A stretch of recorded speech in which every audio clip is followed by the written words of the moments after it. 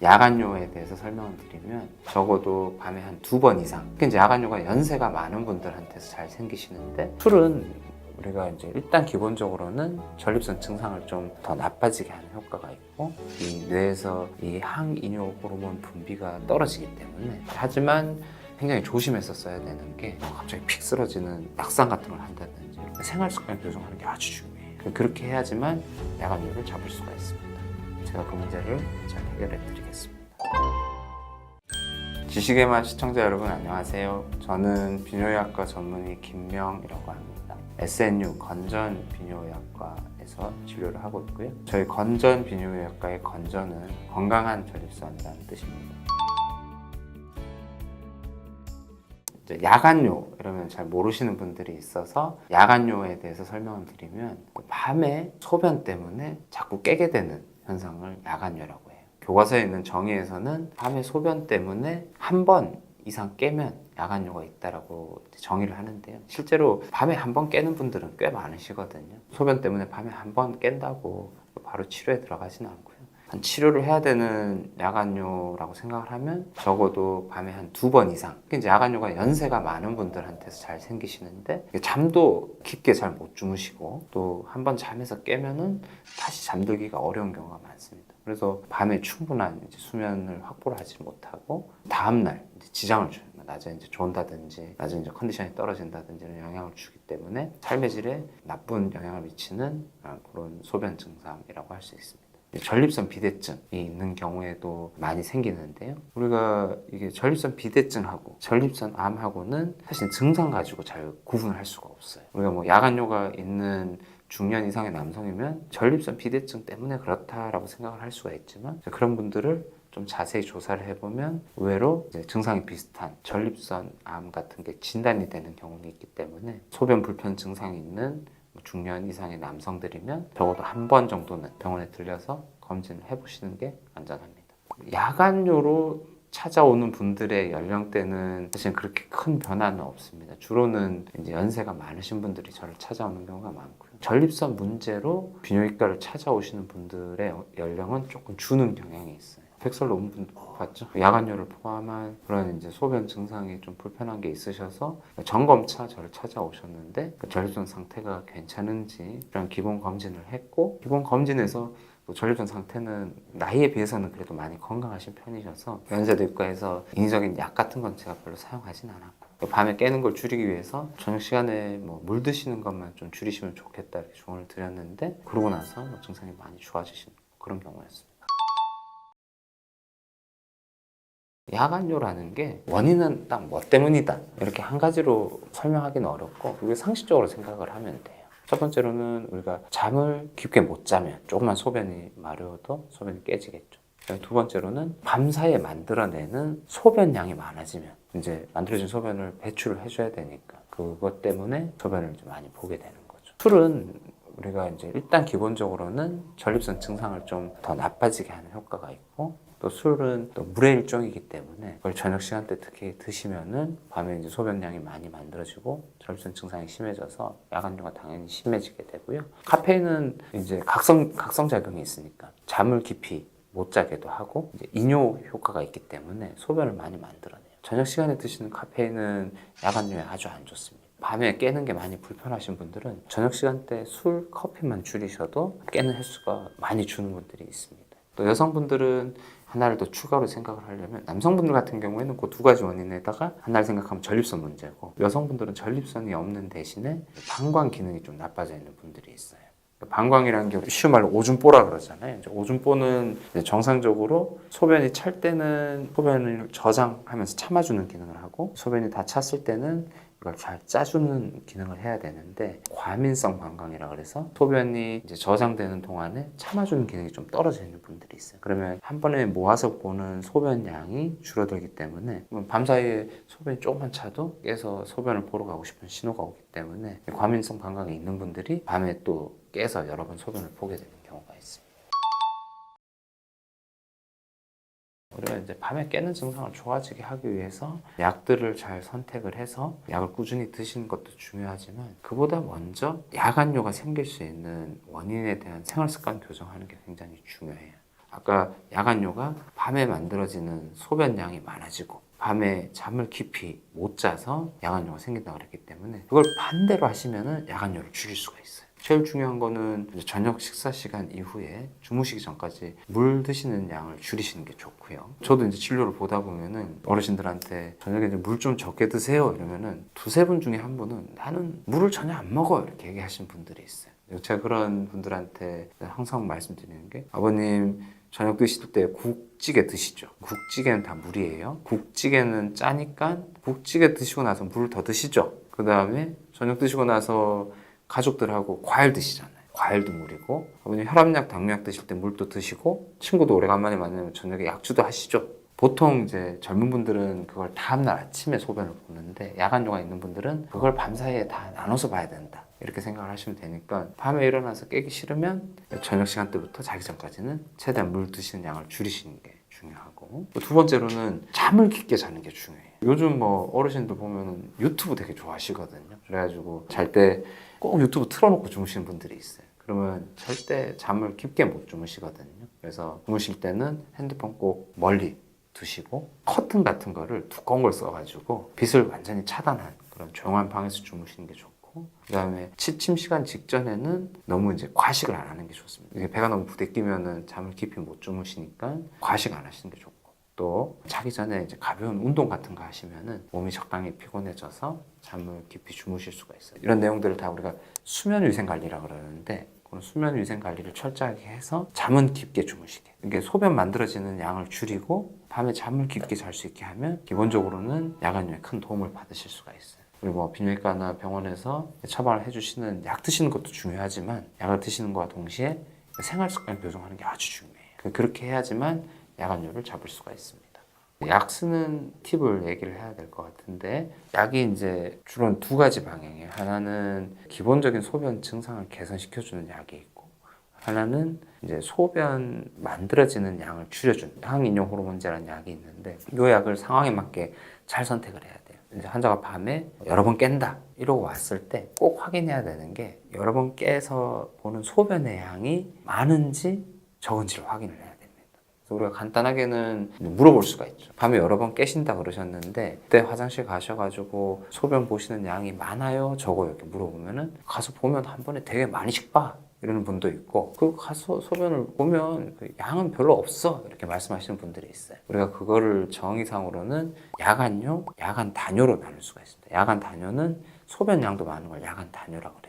야간 단뇨 환자에서는 소변 양을 줄여주는 항이뇨 호르몬제가 도움이 되고 한 번 보는데 소변 양 자체는 많지 않은 야간뇨 환자는 결선 비대증 치료제나 과민성 방광 치료제가 더 도움이 될 수가 있어요. 그걸 환자를 잘 선택해서 약을 선택하는 게 저는 중요하다고 생각을 하고 물어보는 걸로 잘 판단이 안 될 때는 저 같은 경우는 배뇨일지라는 걸 환자한테 써오게 해요. 배뇨일지라는 게 뭐냐면은 실제로 내가 몇 시에 종이컵에다가 재가지고 소변량을 얼만큼 보는지를 적어오게 하는데 환자분들은 되게 귀찮아하는데 그걸 정확하게 적어오면은 우리가 그런 문제에 대해서 아주 정확하게 판단을 할 수 있기 때문에 귀찮으셔도 필요한 분들한테는 제가 적어오라고 부탁을 하는 편입니다. 야간뇨를 좋아지게 하기 위해서 쓰는 약은 세 가지 정도가 있는데요.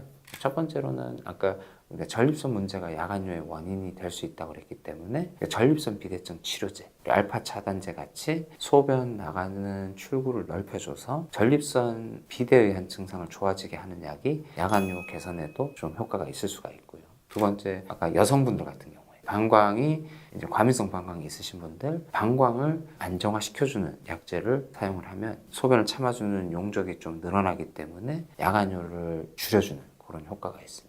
마지막으로 하나는 이건 아주 일부 경우에만 사용하는 약인데 그러니까 나이가 들면은 소변이 많이 만들어집니다. 밤에. 그 이유는 보통 몸에서 밤에는 우리 몸에서 만들어지는 소변량을 줄이기 위해서 항이뇨 호르몬이라는 게 우리 뇌에서 분비가 돼요. 그게 분비가 되면 밤에 만들어지는 소변량이 적어지거든요. 좀 연세가 많이 든 분들은 이 뇌에서 이 항이뇨 호르몬 분비가 떨어지기 때문에 밤에 소변이 많이 만들어지는 분들이 있어요. 그런 분들은 먹는 항이뇨 호르몬제를 보충을 해주면 밤에 소변이 만들어지는 양을 줄여드릴 수가 있어요. 하지만 굉장히 조심해서 써야 되는 게 이 약이 이제 우리 몸의 수분량을 늘려주기 때문에 우리 몸의 전해질 불균형을 초래할 수가 있습니다. 그래서 제일 조심해야 되는 게 우리 몸의 염분, 나트륨 수치가 떨어지는 그런 부작용이 생길 수가 있고 우리 몸에 그런 염분 수치가 떨어지면은 의식이 저하된다든지 하는 증상이 생길 수가 있어서 항이뇨 호르몬제를 쓰시는 분들은 항상 정기적으로 피 검사를 해서 전해질 수치가 이상이 없는지를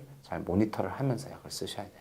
그래서 약을 쓸 때는 그런 전문 선생님이랑 잘 상의를 했었어야 됩니다. 전립선 비대증 약 같은 경우에는 이제 또 생길 수 있는 부작용이 갑자기 이제 앉았다 일어날 때 혈압이 떨어지는 기립성 저혈압이 생길 수가 있어요. 이 전립선 비대증 약인 알파 차단제는 혈압약으로 또 썼던 약들이 많거든요. 그래서 약들 중에 특히 옛날 약들은 이 약을 먹으면 혈압을 떨어뜨려주는 이런 기능이 있기 때문에 너무 센 약을 드시면은 이제 노인분들이 갑자기 앉았다 일어날 때 핑 돈다든지 좀 심한 분들은 갑자기 픽 쓰러지는 낙상 같은 걸 한다든지 이런 위험성이 있어서 꼭 이제 센 약을 쓸 때는 환자분들한테 그런 증상이 있을 수 있다. 그런 증상이 생기면 바로 이제 약을 일단 끊고 병원에 오셔가지고 상의를 하시는 게 좋다 이렇게 설명을 드립니다. 오늘 제가 이제 야간뇨에 대해서 이제 말씀드렸던 내용을 정리를 하면 야간뇨에서 가장 중요한 거는 저녁 시간대 드시는 물의 양을 줄이고 그다음에 잠을 깊이 편하게 주무실 수 있게 잘 준비를 해서 주무시는 게 굉장히 중요하다.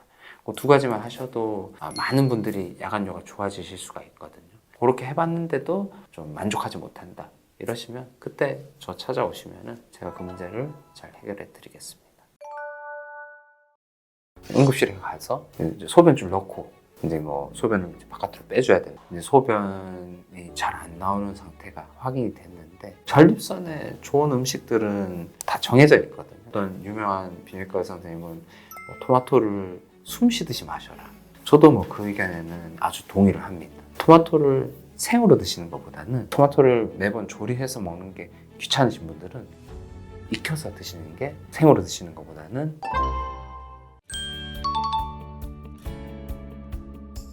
전립선 비대증을 먼저 설명을 드리면 방광, 이제 오줌보 밑에 있는 포도알 정도만한 크기의 장기인데요. 굉장히 특징적인 건 뭐냐면 점점 자라는 장기예요. 그래서 성장에 대해서 생각을 해보면 뭐 근육 같은 거 생각을 해보면 어렸을 때부터 이제 점점 근육이 자라다가 청장년기 30, 40대가 되면 커지는 게 아주 정점을 이루고 나이가 들면 다시 줄어들잖아요. 이 전립선은 진짜 태어나서 죽을 때까지 계속 커지는 장기예요. 인구 역학 자료를 보면 60대에는 전립선 비대가 60%에 있고 70대는 70%, 80대는 80%, 90대는 90% 전립선 비대가 있다고 되어 있습니다. 그럼 그런 환자들이 다 치료를 해야 되냐? 그렇지는 않습니다. 전립선 비대는 그냥 전립선이 커져 있는 상태인 거고 전립선 비대 때문에 소변 불편 증상이 생기면 그걸 전립선 비대증이라 그러고 그거를 이제 우리가 치료를 해드리는 거예요. 전립선 비대증의 그 증상은 뭐냐면 일단은 소변 줄기가 약해지는 세뇨, 그 다음에 소변을 보고 나도 시원하지가 않고 소변이 남아있는 느낌이 드는 잔뇨, 좀 소변이 급해지고 소변을 잘 못 참게 되는 절방뇨, 또 이게 절방뇨가 심해지면 진짜로 화장실 가기 전에 팬티에 소변을 지리는 분들이 있거든요. 그거를 절박요실금, 그 다음에 소변을 아주 자주 보게 되는 빈뇨, 앞에서 말씀드렸지만 소변 때문에 밤에 자꾸 깨게 되는 야간뇨, 이런 증상이 전립선 비대증이 있으면 생깁니다. 전립선 비대가 커지면은 이 소변 나가는 소변 출구의 흐름을 전립선이 막아서 방해하기 때문에 아무래도 증상이 생길 확률이 점점 높아집니다. 전립선 비대를 방치를 하면 아주 심각한 합병증 같은 게 생길 수가 있는데요. 그걸 우리가 전립선 비대증의 주요 합병증이라고 해요. 그러니까 주요 합병증이 어떤 게 있냐면 첫 번째로는 이게 소변이 계속 줄기가 약해지다가 소변을 보고 싶어도 전혀 볼 수가 없는 증상이 생깁니다. 그걸 우리가 요패라 그러는데요. 뭐 어떻게 바로 소변을 볼 수 있게 하는 방법은 없고 응급실에 가서 이제 소변줄 넣고 이제 뭐 소변을 이제 바깥으로 빼줘야 되는 그런 현상이 생길 수가 있고, 또 이게 전립선이 커지면은 혈관들이 많아지기 때문에 거기서 갑자기 피가 나오는 혈뇨, 소변 배출이 잘 안 되면 거기 안에서 소변이 자꾸 저류가 되기 때문에 방광 결석이 잘 생기고, 또 요로 감염이 굉장히 잘 생깁니다. 요로 감염 같은 게 반복적으로 잘 생기고 또 소변 출구의 흐름이 방해가 되면 이 소변 압력이 이 위에 콩팥으로 자꾸 전달이 되기 때문에 나중에 심하면은 이제 콩팥 기능이 떨어지고 그중에서 아주 일부 심한 분들은 투석까지도 가게 되는 분들이 있어요. 그래서 전립선 비대증이 있으신 분들이 이제 이런 합병증이 생기기 시작했다 이러면 아주 더 적극적으로 치료를 해야 됩니다. 전형적인 분들은 한 6, 70대 정도 되는 분들이 이제 소변 증상이 좀 있으셔가지고 제가 이제 전립선 검사를 해드리고 전립선 비대 아주 심하고 검사에서도 이제 소변이 잘 안 나오는 상태가 확인이 됐는데 그래서 이제 치료를 권유해드리면 이런 분들 중에서 전립선 비대라는 게 아주 서서히 생기기 때문에 주관적으로 느끼기에는 그걸 별로 안 불편하게 느끼시는 분들이 있어요. 이렇게 해서 약을 드셔야 됩니다 라고 추천을 드리면 본인이 불편하다고 느끼지가 않으니까 좀 안 따라오시고 이런 분들이 많거든요. 그러다가 뭐 약 몇 번 드시다가 뭐 본인한테 뭐 큰 이제 이득이 없다고 생각이 되시면 그냥 병원을 안 와버리시는 분들이 가끔씩 있거든요. 그런 분들 중에서 또 막 6개월, 1년 지나가지고 갑자기 소변이 안 나와서 어디 뭐 다른 병원 응급실에서 소변줄을 꽂고 저한테 오셔가지고 이걸 좀 해결해달라고 오시는 분들이 가끔씩 있습니다. 전립선 암은요, 일단은 우리나라에서 굉장히 빠른 속도로 늘고 있어요. 전립선암이 왜 느는지를 물어보시는 분들이 많은데 지금 우리나라에서 제일 빨리 늘고 있는 암 세 가지가 남자는 전립선암, 여자는 유방암, 그다음에 남자 여자 같이 대장암이 늘고 있어요. 이 세 가지 암의 특징은 뭐냐면은 이 세포로 분류를 했을 때 선암이라고 그래요. 분비선에 생기는 암인데 공통점이 선진국에서 많이 생기는 암이에요. 미국이나 서양 이런 데서 많이 생기는 암이고 우리나라도 이제 먹고 살만해지고 라이프 스타일이 점점 이제 서양이랑 비슷해지면서 이 암들이 아주 빠른 속도로 늘고 있어요. 그러니까 뭐 미국이나 유럽 이런 암의 유병률을 우리나라가 막 이렇게 따라가고 있는 이런 추세라고 보시면 되고 이 암이 앞으로도 굉장히 빠른 속도로 늘 거라고 예상을 하고 있고 그중에서 우리 전립선암 같은 경우에는 2023년도 그러니까 작년 통계를 보면 곧 우리나라 대한민국 남성 1위 암이 이제 될 걸로 지금 예상이 되고 있습니다. 사실 옛날에는 이렇게 수술하는 암이 아니었어요. 막 전신에 통증이 있어서 이제 검사를 하다 보면은 전립선 암이 전신의 뼈에 다 퍼져 있는 상태로 진단이 되는 경우가 제일 흔했거든요. 그런 상태로 병원에 오면은 뭐 그런 암은 수술을 할 수가 있는 게 아니니까 약물 치료를 하는 암이었는데 1980년대 전립선 특이 항원 PSA라는 검사가 미국에서 나왔고 우리나라는 그게 90년대 초반에 보급이 됐어요. 그 PSA가 뭐냐면 전립선암을 굉장히 빨리 찾아내는 피검사예요. 그냥 PSA만 놓고 다른 증상은 전혀 없는 사람들 되게 많은데 그런 사람들이 전립선암이 괜찮은지를 막 열심히 조사를 하면서 초기 전립선암 수술이나 방사선 치료를 해결할 수 있는 전립선암의 진단이 굉장히 많이 늘었고 치료가 가능한 암으로 바뀌었어요. 그래서 바꿔서 얘기하면은 우리가 이제 전립선암을 빨리 찾아내려면 PSA 검사를 50대 이상 남성분들은 증상이 있든 없든 간에 1년 또는 2년에 한 번씩 꼭 검사를 받아보셔야 됩니다. 이건데 챙겨서 받아보셔야 되는 이유가 뭐냐면 이거 지금 아주 우리나라의 문제인데 국민건강보험에서 지원하는 5대 암 검진 전립선암이 안 들어가 있어요. 이거는 우리가 챙겨서 검사를 해야지만 PSA 검사를 할 수가 있고 결과를 찾아낼 수 있기 때문에 근데 검사는 이거 되게 별로 안 비싸요. 얼마 안 하고 한 10,000원 정도밖에 안 하거든요. 꼭 뭐 체열하거나 이럴 기회가 있으면은 PSA 검사를 좀 해달라고 의사 선생님들한테 하는 게 좋습니다. 우리 이제 한 중년 이상의 남성분들 중에서 소변 줄기가 약하다든지 아니면 소변 때문에 밤에 자꾸 깨신다든지 소변이 자꾸 급해진다든지 소변 볼 때 피가 섞여 나온다든지 하시는 분들은 꼭 비뇨기과를 찾으셔서 한번 검사를 해보시는 게 좋습니다.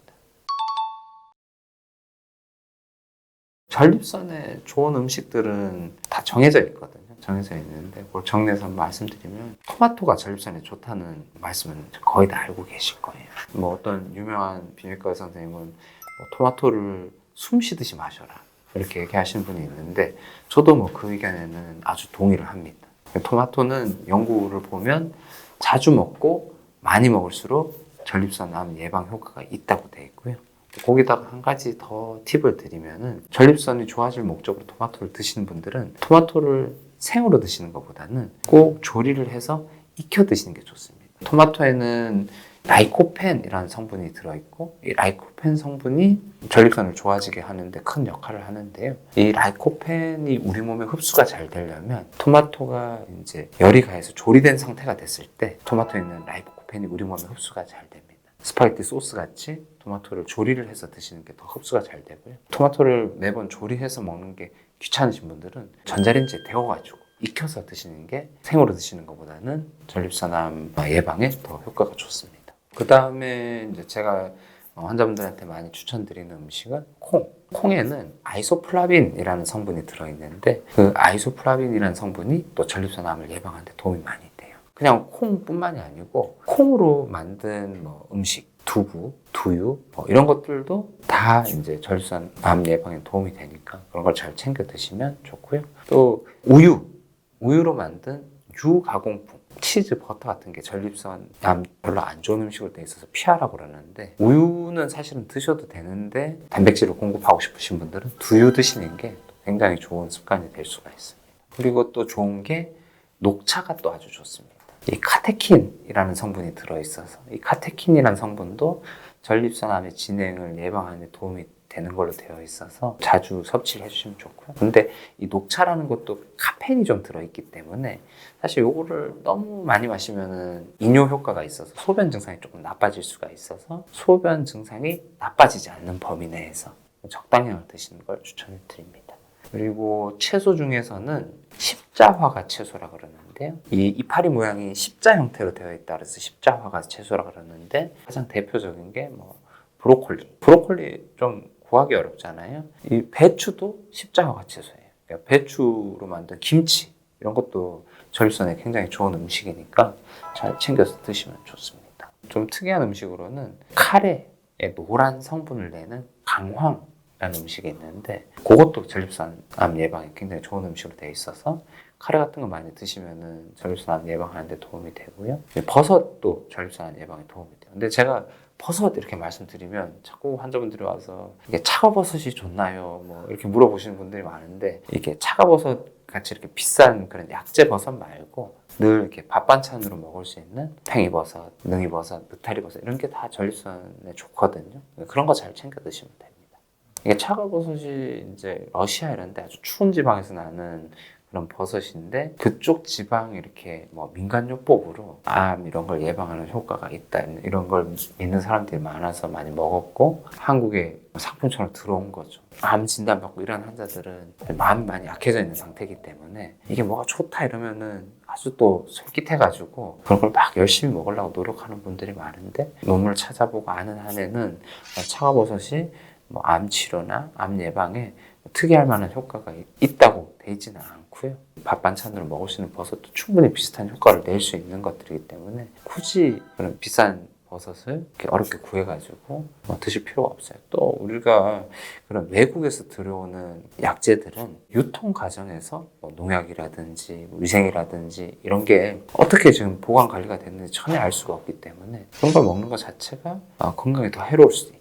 환자분들한테 추천하지는 않습니다. 말씀드렸던 전립선에 좋은 음식들은 전혀 어디서 구하기가 어려운 것들이 아니에요. 그러니까 우리 일상생활을 하면서 아주 쉽게 만날 수 있는 것들이고 조금만 더 신경 쓰면은 섭취량을 많이 늘릴 수 있는 그런 식품들이거든요. 그래서 그걸 이제 평생 잘 챙겨 드시면은 분명히 전립선암 예방에 도움이 된다. 이렇게 말씀드릴 수 있습니다. 전립선암에 안 좋은 음식들도 있죠. 제일 안 좋은 거는 육식. 생활 습관이 이제 서구화되면서 이런 암들이 는다고 돼 있는데 그 중에서 제일 큰 영향을 주는 건 육식이고요. 육식을 하지 말아라 이러면은 전립선암 환자들 중에서 고기를 끊어버리는 분들이 있어요. 근데 그 정도까지 고기를 먹지 말라는 말은 아니에요. 미국 기준으로 우리 미국 사람들 보면 고기 좋아하는 사람들은 일주일에 7일 삼시세끼 다 고기로만 먹는 사람들도 있는데 그렇게 먹지 말라는 거예요. 우리 보통 또 조심해야 되는 음식이 유가공품. 우유로 만든 가공식품, 버터, 치즈 이런 게 별로 안 좋고요. 그 다음에 육가공품, 육고기를 가공해서 만든 거. 이제 햄, 소세지, 베이컨 이런 음식들이 안 좋고 그 다음에 정제탄수화물, 빵 같은 것들 그런 거 별로 안 좋습니다. 설탕 안 좋고요. 또 술, 담배 이런 게 다 안 좋습니다. 그래서 전립선암이 있거나 전립선암을 예방하고 싶은 분들은 이런 음식이나 기호식품들을 다 피하시는 게 좋아요. 우리 전립선암이 요즘 굉장히 많이 진단이 되고 있어서 첫 번째 제일 중요한 거는 전립선암이 혹시 있으면 빨리 찾아내는 게 중요하기 때문에 PSA 검사를 50대 이상 분들은 한 1년에 한 번 정도씩은 꼭 해보시는 게 중요하고요. 두 번째, 생활습관. 이게 전립선에 좋은 음식들, 뭐 토마토, 콩, 녹차 이런 음식들을 꾸준히 섭취하시면은 전립선 암을 예방하는데 도움이 많이 됩니다. 사실은 전립선 비대증이 있는 분들이 제일 하기 싫어하고 제일 무서워하는 게 수술이거든요. 한 가지만 피하시면 돼요. 뭐냐면 급성 요폐. 저한테 이제 요폐가 생겨서 오시는 분 중에 특히 술 먹고 이제 오시는 분들이 많아요. 이런 게 다 회음부를 자극할 수 있어서 만성 전립선염의 증상을 더 나빠지게 할 수 있거든요. 내 전립선 비대증이 잘 관리가 안 되고 있는 상태고 증상이 나빠지고 있는 상태라고 생각을 하시면 됩니다. 이런 경우는 별로 추천하지 않는 운동은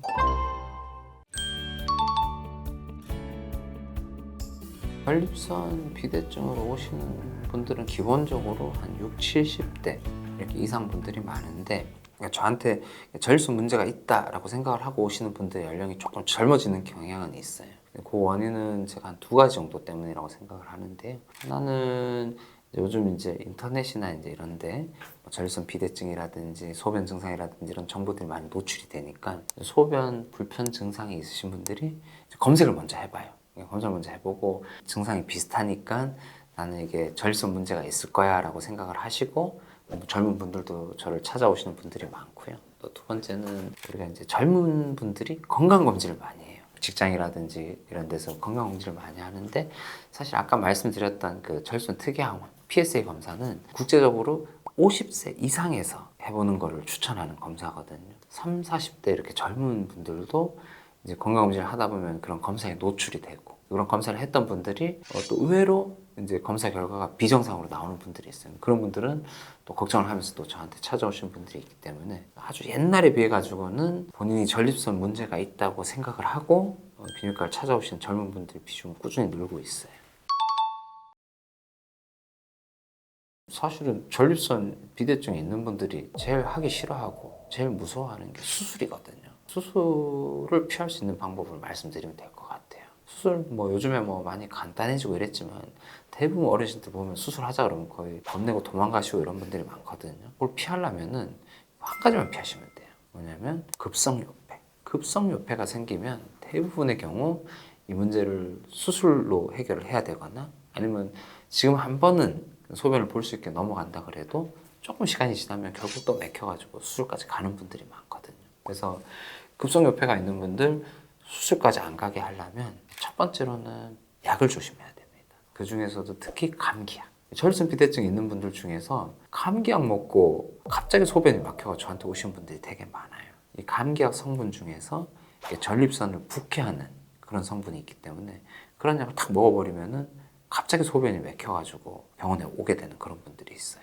그래서 전립선 비대로 치료받는 분들은 뭐 감기로 다른 과에서 진료를 받으실 때 내가 전립선 비대가 있고 전립선 약을 먹고 있어 라고 설명을 하면 의사 선생님들이 감기약 처방을 해줄 때 그런 약을 빼거나 줄여서 처방을 해주실 수가 있어요. 두 번째로는 술이 별로 안 좋습니다. 이게 전립선 비대가 있는 분들 중에서 저한테 이제 요폐가 생겨서 오시는 분들 중에 두 번째로 하는 게 술 먹고 이제 오시는 분들이 많아요. 술을 먹으면은 이게 술이 이뇨제거든요. 갑자기 한 번에 소변량이 많아져요. 그러면 이 방광이 너무 늘어나 버리면은 방광벽이 얇아져서 짜주는 힘이 줄어요. 그러면 갑자기 이 소변이 아예 안 나와버리는 그런 상황이 생길 수가 있거든요. 또 우리가 뭐 술 먹다 보면은 감각이 떨어지니까 오줌 마렵다는 신호가 잘 안 올라올 수가 있어요. 술 마시다가 갑자기 소변을 너무 오래 참아버리게 되면은 갑자기 소변이 막혀서 오게 되는 경우가 있죠. 그 다음에 또 주무시기 전에는 소변을 한번 꼭 보고 주무시는 게 좋아요. 이것도 똑같은 이유인데요. 우리가 하루 중에서 소변을 제일 오래 참아야 되는 시간이 밤에 잘 때예요. 소변이 너무 오래 참아버리면은 아침 첫 소변이 잘 안 나오거든요. 근데 그게 너무 시간이 길어져 버리면은 아침에 갑자기 소변을 보려고 그러는데 소변이 안 나올 수가 있어. 방광에 소변이 많이 차는 걸 피하기 위해서는 주무시기 전에 꼭 소변을 한번 보고 주무시고 그 다음에 비슷한 이유로 차 타고 어디 멀리 가실 때 내가 차 타고 한 부산까지 간다 이러면 대전에 들리면은 꼭 화장실 들려가지고 소변을 한번 비우는 게 좋습니다. 부산까지 참고 가다가 부산까지 갔는데 소변을 너무 오래 참아버리면은 그때 부산에서 소변이 안 나올 수가 있거든요. 전립선 비대증 있으신 분들이 서너 가지 정도만 조심을 하셔도 요폐가 생길 위험성 확 줄어들고 그러면 이제 요폐 때문에 수술 받아야 될 위험도 많이 줄어듭니다. 자극적인 음식은 일단은 이 자극적인 음식 자체가 이제 전립선 비대증 증상을 더 심해지게 할 수가 있고, 또 우리가 맵고 짠 음식을 먹으면은 아까도 말씀드렸지만 물을 많이 먹게 돼요. 물을 많이 먹으면은 소변 증상이 더 심해지겠죠. 당연히 전립선 비대증이 있으신 분들은 이런 걸 피하는 게 좋고요. 탄산도 안 좋아요. 탄산도 소변 증상을 더 심해지게 할 수 있고, 또 이것도 천연 이뇨제라고 생각을 하시면 되기 때문에 이 소변량이 많이 만들어져서 소변을 여러 번 보는 게 불편하신 분들은 이 증상이 더 불편해질 수 있어서 가급적 피하시는 게 좋습니다.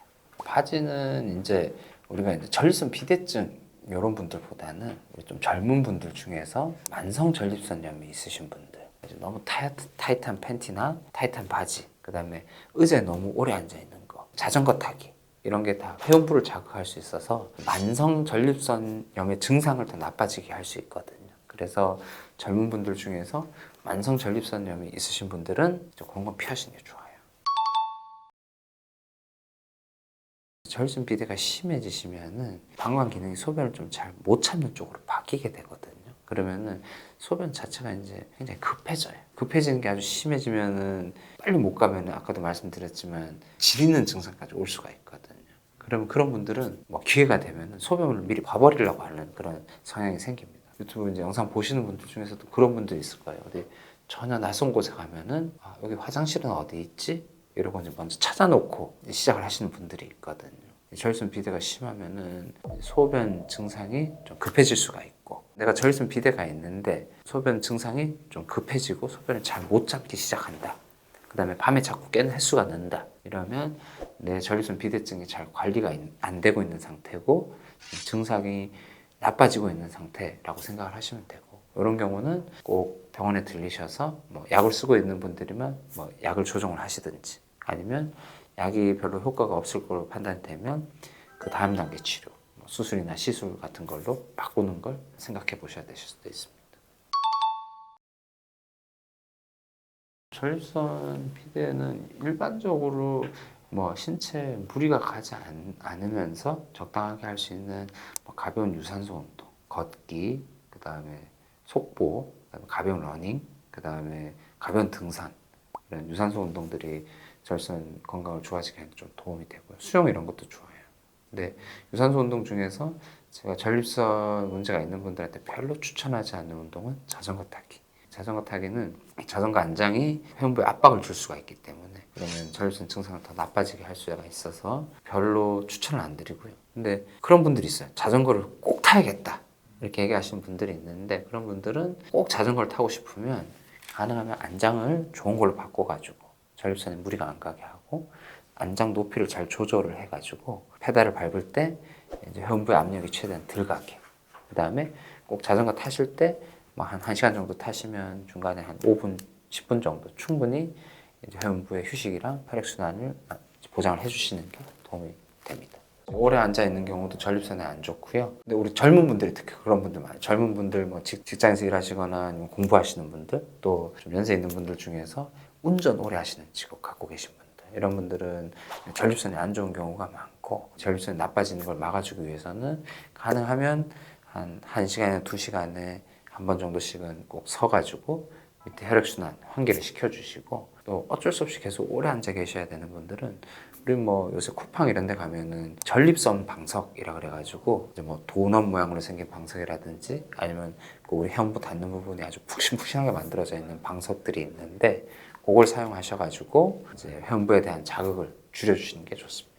그래서 이제 전립선 비대가 있으신 분들이 가장 조심하셔야 되는 건 일단 급성 요폐를 피하시는 게 제일 중요하고요. 급성 요폐를 피하기 위해서는 첫 번째, 감기약 조심해야 되고, 두 번째, 술 가능하면 줄이셔야 됩니다. 그리고 세 번째, 소변을 너무 오래 안 참는 게 좋습니다. 그래서 이 세 가지만 잘 지키셔도 전립선 비대증 때문에 수술 받아야 되는 경우는 많이 피하실 수 있어요.